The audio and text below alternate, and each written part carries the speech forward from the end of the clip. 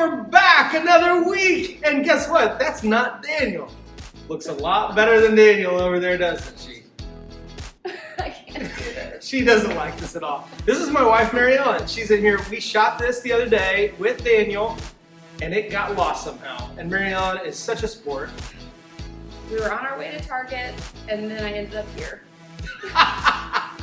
Let's make a t-shirt that says that. That'd be amazing. Yeah, So she's game to sit in here and host this. We're redoing this one little part. You'll see Daniel later, so if you're crying on the inside or even on the outside, dry those tears. He'll be back. But we have a great show, episode, whatever you call it. We have one today. It's gonna be amazing. So much fun. Are you excited? You're excited to be done.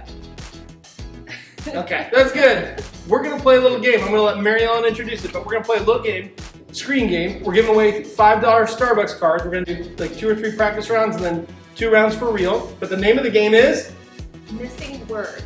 Missing Word. Word association game. 3 words are gonna come up on the screen and then a blank. And you have to figure out what word ties in with all 3 of those words. So here you go. Here's your first practice one. The first one, we'll put it up there for a few seconds, 10 seconds-ish. The first one is guide, eared, hot. Tough, right? Ah, but it's the answer. You want to know what the answer is? Yeah. Dog. Guide dog, dog-eared, hot dog. All right. You're looking puzzled. Yeah. Yeah. Okay. Yeah. I And we won't be on the screen when this stuff's going. Okay. Next one, this is a practice one. String, navy, and green. What is it? What do you think? What do you think it is? B. It is bean. Yes, yes, it's bean. Woo. Okay. Now we have, those were your practice ones. Now you got the real McCoy. These are for $5 Starbucks card. First one to comment in the comments. Where's the comments at, Mary Ellen? On the screen right now. I'm trying to think what Daniel always does. Here. Yeah, you got it right. Good job. Yes. Comment over here. First one in the comments to correctly answer this, fill in this blank, wins. And we'll put it up there. It'll remain on the screen for 10 seconds. Okay, here we go. Lime, spot, and flash. Don't answer it. This is for somebody's getting Starbucks at this. Oh, I wouldn't know this anyway, so it doesn't matter. Okay. And your next one. So somebody hopefully has $5 at Starbucks. We'll be commenting in there to let you know. Next one. Card, skate, and school. Yeah. Wow. Mary Ellen, she thinks she's got it. Got it. Okay, good. Hopefully one of you has it. $5 bucks to Starbucks. What we're gonna say too is, last week Anderson won both of them. We're gonna share the wealth. We're gonna just say you can only answer one right because we want as many of you to get the prize as possible. So, without any further ado, do you have anything you want to say about that game? Did you feel good about it? Yeah, I was impressed that I knew 2 of them. I was impressed with myself. I didn't think I could do it on the spot. That's Mary Ellen's attitude towards the game. If she wins, she likes it. I do. If she doesn't, nah, we don't need to like play it. that. Okay. From here, here's what we're gonna do. So hopefully you had fun with that. We've got some big things coming up. We have next up is one of your fan favorites. But 3 things are coming up before we'll see you again before Daniel and I see you. First off, Seth's Sizzling Takes. He takes on one of the hottest topics that is going around culture today, and that is, what would you guess that would be? One of the hottest topics of all the rage of argument. I feel like this is a good question. It is totally true. Facial hair. What's the manliest form of facial hair out there? Beard. Seth would disagree. Okay. We'll see. You'll get to catch that. Then we're going to do some teaching stuff. It's Hebrews 9:27. If you want to flip to a Bible, pull it up on your app, that's totally cool. But we're talking about that. It's a very short, powerful little truth. And then we'll wrap up before you see us again. We'll have bad advice with Jim. Oh, I like those. You like those? Yeah, that's good. This is a good one too. He's going to teach us some very important stuff. So without any further ado, here's Seth. Check it out.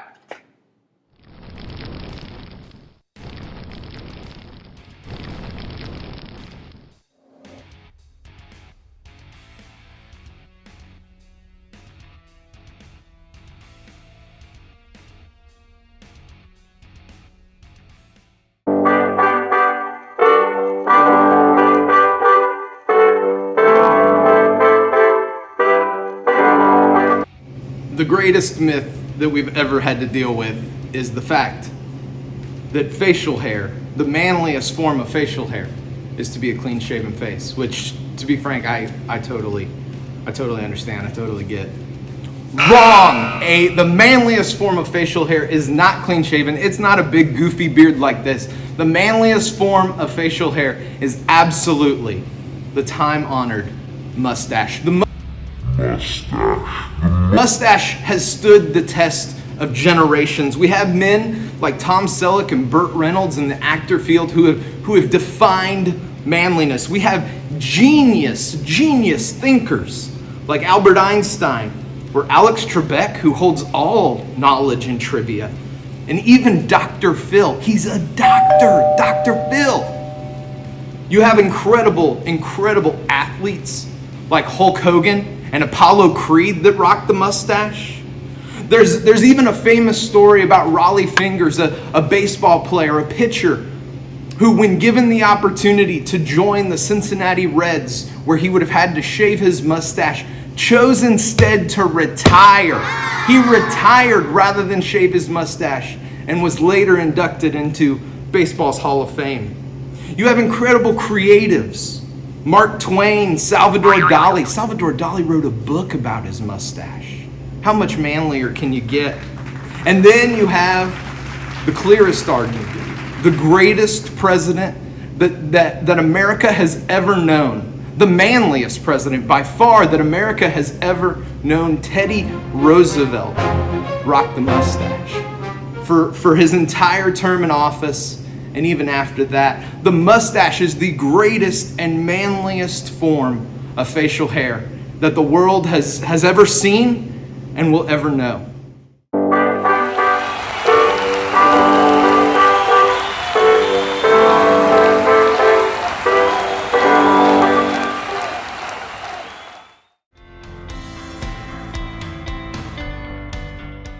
We're in the middle of the series called Reminders, and it's basically just a series of verses that are very brief and serve to remind us of really big, substantial truth. And this past week, I was just connecting with friends through Twitter, came across a video that caught my eye, and I wanted to share it with you. So check this out.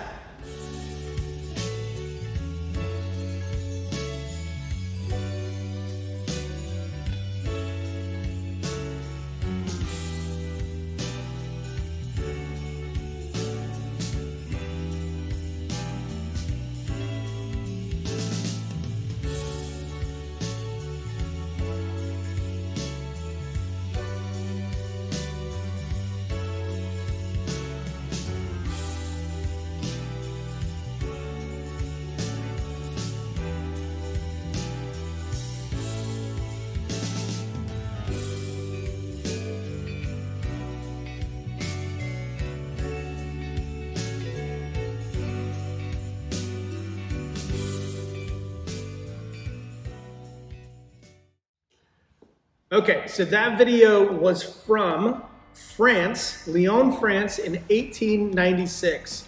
And somebody got a hold of some old film that was kind of like falling apart and not really good quality. Did some editing and some visual effect things, added color, affected the speed so that it would flow smoothly, and made this video and captured this moment in the life of some people from 1896 across the Atlantic Ocean over in France.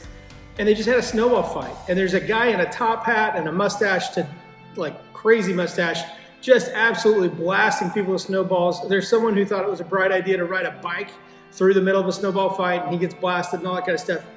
But I watched that film and it just caught my imagination, and it left me wondering and asking this question is they were so vibrant and with it and moving and doing stuff.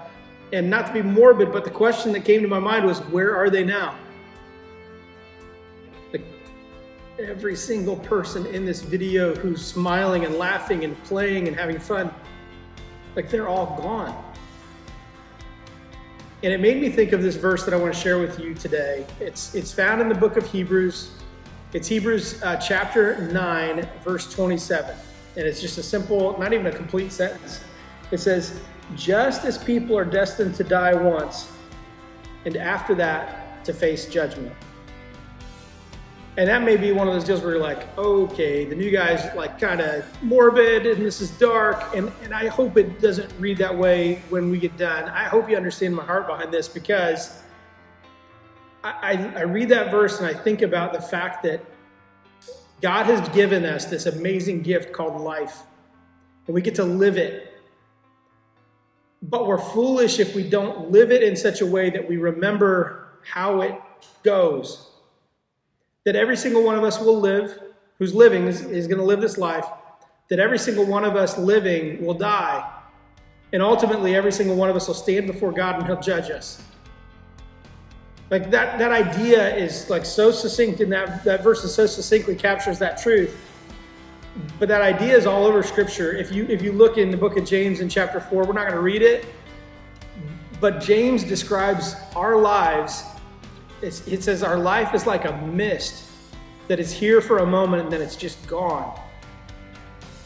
Like it's here for such a short time. Like if you ever have like a spray bottle of water, you put on the mist setting, you pull the trigger, you see this cloud kind of there, and then before it goes a foot down, it's gone. And James says that's what our life is like. If you look at Ecclesiastes, Solomon, who's considered to be the wisest man in the world, this is what Solomon says in Ecclesiastes chapter 12, verse 13 and 14. He's tried to figure out what life is all about. This is his conclusion of it all. Now, all has been heard. Here's the conclusion of the matter. Fear God and keep his commandments, for this is the duty of all mankind. For God will bring every deed into judgment, including every hidden thing, whether it is good or evil. Solomon says that basically, in a longer form, exactly what Hebrews 9:27 says is that you're going to live your life, you're going to die, and then God's going to judge you based on the life that you lived. And here's the big takeaways that Solomon comes away with is this. First off, fear God. Not like, I'm scared of God, but like fear God in terms of like live your life understanding who he is in relationship to who we are. That he's the creator, he's the sustainer, he's the life giver, he's the one who created everything that we experience, and he created us. And as the one who created us, he's the one who has the best perspective on how life is best lived. So it kind of ties into the second one. Remember who he is, and the second one, so fear God and remember who he is in relationship to us. And the second thing that he says is this, is that we would live life according to his word, that if God is who he says he is, and the scriptures tell us who he is, then we should live life according to the one who created it all. We probably live our best life and we experience life the best we can when we abide and live our lives in the path that he has laid out for us. That's the best life we can live. And I want to leave you with this one big thing, right? You have one life to live here on earth. It's coming to a close at some undisclosed, unknown time. We don't know what that is. None of us do. But we do know that when it does come to a close, that someday we will stand before God, and God's going to look at our lives and he's going to judge us. He's going to judge us. That's what Scripture tells us. I want you to look at your life. I want you to look at the neighbors, your neighbors around you, your friends, and I want you to understand this, is that every single person who's living on earth today, that we're all going to live, we're all going to die, and every single one of us is going to spend eternity somewhere.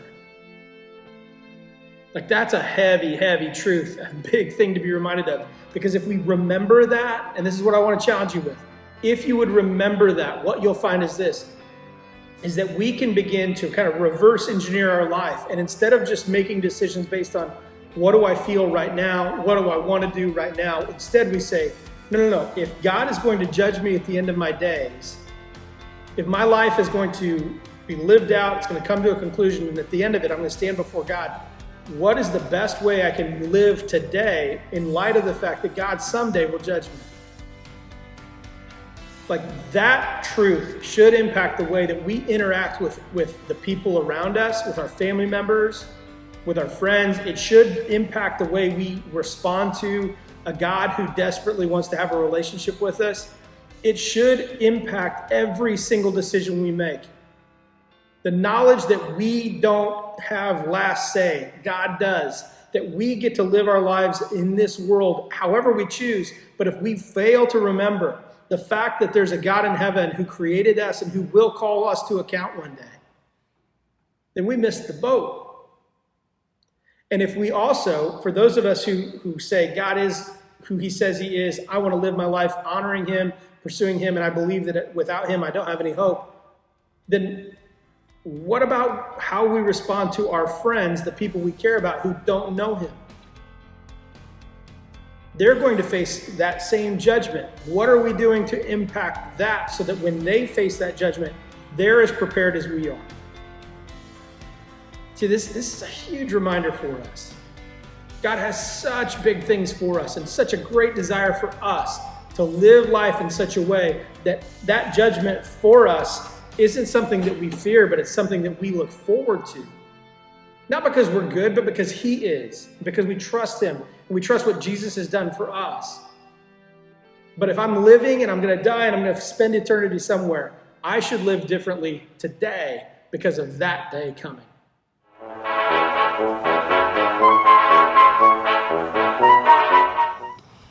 Hi, this is Jim. And do you ever wonder what the best way is to communicate with your dog? Well, I'm here to teach you.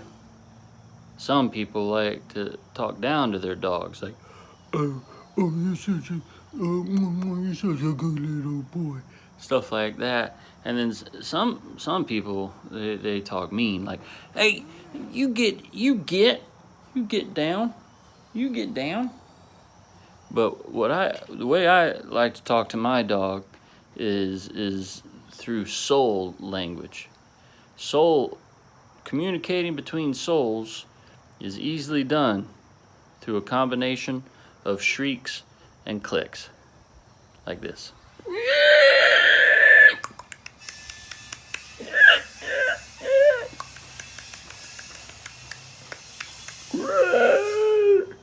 That's how I like to talk to my dog. This is some helpful advice. This is Jim. Wow, that's some great advice when it comes to talking to your dog.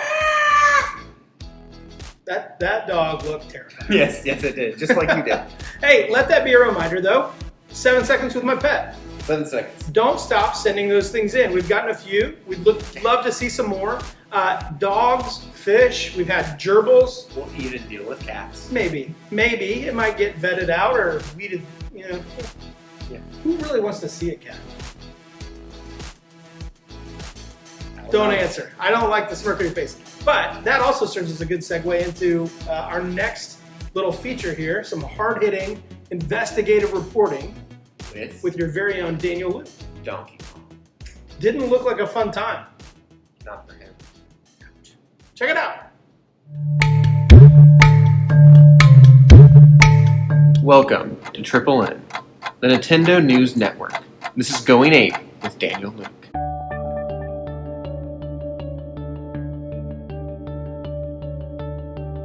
We all knew you were a little suspect in your driving from all those days on Mario Kart driving off the road, but we never expected you would park in a handicapped parking spot at the church. What do you have to say for yourself?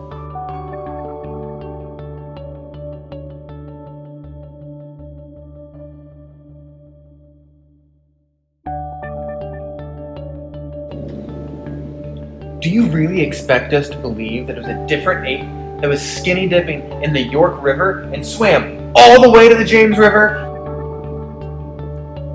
Will you not even defend your actions? Think of the children!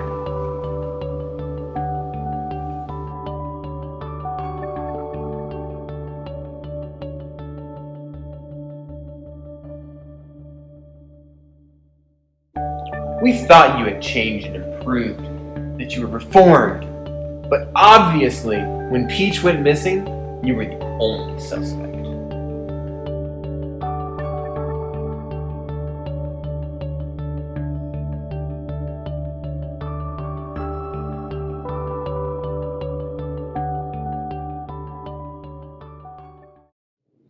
That monkey didn't know what was coming for him.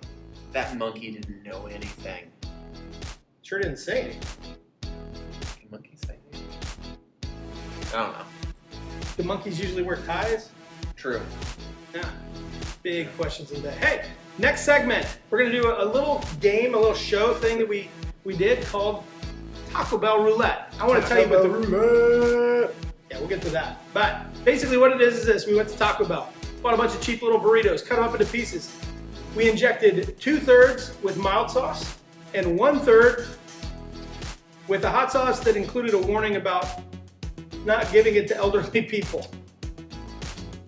Wait, so why did we potentially give it to you?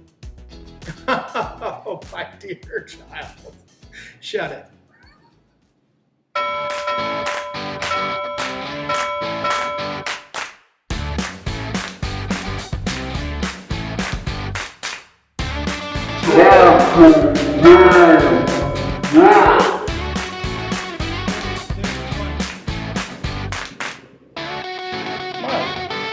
I'm all right.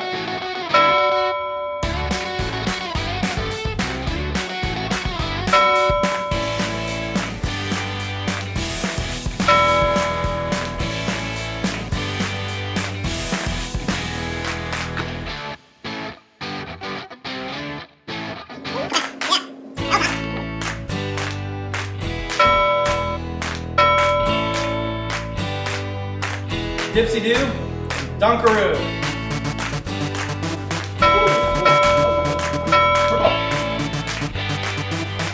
I play Taco Bell Roulette.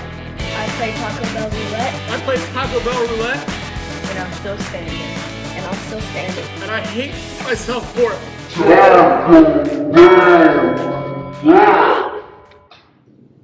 I guess I'll start us off. Hey, welcome back. That was an ordeal. I guess you can give it to elderly people. Maybe if you keep telling the jokes, somebody will laugh. I am, so there's somebody. We can talk about that later. Hey, we're about to sign off with one more thing, but before we do, a couple pieces of information we want to get to you. One, community groups are going on right now as we speak. Whether you're in middle school, high school, guy, girl, doesn't matter. We have groups going on. We want you to be a part of it. Come join them. We want you guys like in person with people. That's where you can get like the growth. This stuff's funny. That stuff's real. You know. This is real too, but Yeah. you get to know people, connect, and talk about deeper stuff. We'd love for you to be a part of that. We'll put the email in the comments. I won't point over that way, but comments over there that you can reach out and get in touch with somebody, get information about where the closest community group is for you. The next thing is October 30th. We have an event we're doing called Secure the Bag. Basically, I don't know if it's true. You know, I'm new to Virginia area, new for sure around here, but I know that there's a certain age where you hit and like trick or treating kind of gets like, you feel weird. You feel like you're maybe aging out of the process. I know I hit it a long time. Last year. We're taking that little awkwardness out of the mix, and we're just gonna have a trunk or treat style event for high school and middle school students where you can come and we're gonna have as many large, full-size candy bars as possible. Wear a costume, because there's a contest for the best costume, and come to the church. It's just a come and go type of an event, happening in the parking lot, 1 hour from 6 to 7 on the 30th. We apologize to your parents that we're adding to your sugar intake, but not really. But get some. What's your favorite candy bar? Cookies and cream. That's not even, that's ice cream. No, there's a cookies and cream candy bar. That is the most specific candy bar I've ever heard of. What's your sleeper? The best sleeper, that might be the best sleeper candy bar. Under the radar. I'm just gonna tell you right now what it is. It doesn't matter what you answer, you're wrong if you don't say this. Take 5 is the sleeper candy bar. Those are pretty good. I like, You're supposed to peddle in truth here. Not like Twixes are pretty solid. Twixes? Yeah, you got People call it Twix. Yes, on Twixes? He said Twixes. That's amazing. At any rate, the last thing we want to tell you about, we're super excited. November 18th, we will be gathering together again in person on Sunday mornings, starting on the 18th at 11. Yeah, at 11 a.m.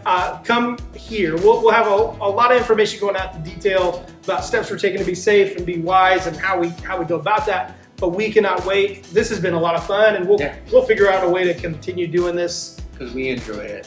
We're not sure if you guys enjoy it, but we enjoy it. We may not even broadcast it, but we'll record it. Yeah. I don't know. You tell us. Speak into the void. Tell us. Already Tell us. Tell us in the comments what you think. If you want to continue this, we'll figure out ways to do that, but we're really excited to be actually able to see you guys get together and hang out together in person. So November 18th, that's kicking off. There's a bunch of other things that are going on. Sign-ups are going to be opening up for CIY Move and Mix for the 21 summer. It's going to be amazing. Awesome. Super looking forward to that, and can't wait. But One last thing to show you. last thing to share with you. This is a dog that gives me a run for money when it comes Run to for your money or for money? distractedness. Check it out.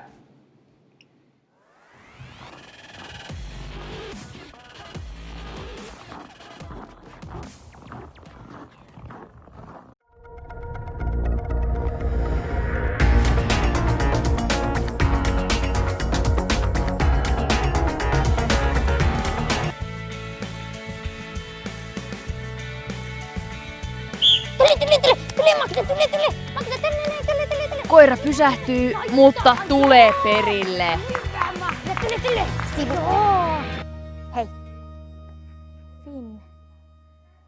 Istu.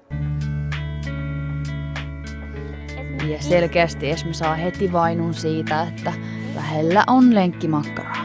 Noin. Hieno istu. Tänne. Tule. Hyvä. Upeasti Esme menee koko houkutusten highwayn. Ei epäröi